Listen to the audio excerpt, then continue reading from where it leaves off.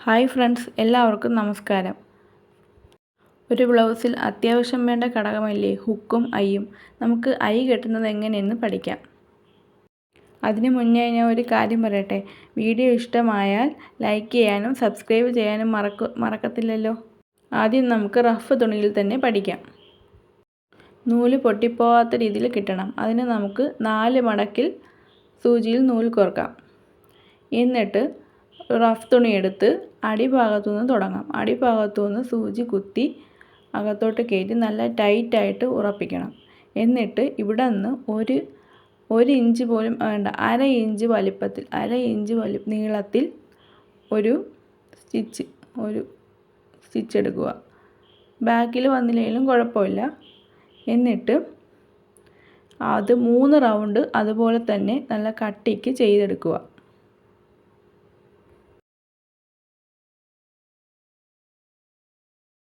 ഇനി ബാക്കിയുള്ള നൂലിനെ ഇതുപോലെ കെട്ടിട്ട് തയ്ച്ച് ആ നൂല് ഫുള്ളായിട്ട് കവർ ചെയ്യണം. അതിനുവേണ്ടി നമുക്ക് സൂചിയുടെ അടിഭാഗം ഉപയോഗിക്കാം. നമ്മൾ മുകൾ ഭാഗം ഉപയോഗിക്കുമ്പോഴത്തേക്കും വീണ്ടും നമ്മൾ ആ തുണിയിൽ വീണ്ടും നമ്മൾ സ്റ്റിച്ച് വീഴും. അതുകൊണ്ട് നമുക്ക് ബാക്ക് ഭാഗം ഉപയോഗിച്ച് ചെയ്താൽ എളുപ്പത്തിൽ കാര്യം നടക്കും. ഇതുപോലെ കെട്ടിട്ടെടുത്തിട്ട് തയ്ക്കുകയല്ല, നമ്മൾ കെട്ടിട്ടെടുത്തിട്ട് നല്ല ടൈറ്റായിട്ട് കെട്ടിട്ടെടുത്തിട്ട് അവിടെ നിന്ന് കുത്തി അകത്തോട്ട് നമ്മൾ എവിടെയാണോ കുത്തി കയറ്റിയത് അവിടെ തന്നെ കുത്തി താഴോട്ട് ഇറക്കിയിട്ട് അവിടെ കെട്ടിടുക.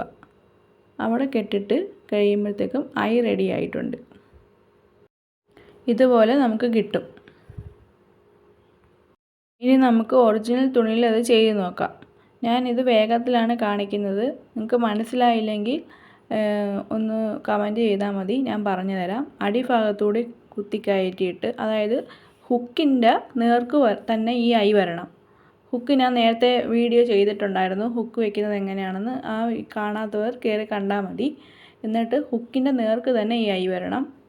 ആ റഫ് തുണി ചെയ്ത അതേ മെത്തേഡിൽ തന്നെ നമുക്ക് ചെയ്തെടുക്കാം. ഇതുപോലെ ചെയ്തെടുക്കാം. തയ്യൽ പഠിക്കുന്നവർ അറിഞ്ഞിരിക്കേണ്ട ഒരു പ്രധാന കൈപ്പണി തന്നെയാണ് ഹുക്ക് വയ്ക്കുന്നതും ഐ കെട്ടുന്നതും. പക്ഷെ നമുക്ക് ബ്ലൗസ് വയ്ക്കുമ്പോൾ മാത്രമാണ് ഈ ഹുക്കിൻ്റെയും ഐയുടെയും ആവശ്യം വരുന്നത്. പക്ഷേ നൈറ്റിക്കകത്തൊരു കസ്റ്റമർ വേണമെന്ന് പറഞ്ഞതുകൊണ്ടാണ് ഞാനത് ഇങ്ങനെ ചെയ്തത്. അപ്പോൾ ബൈ.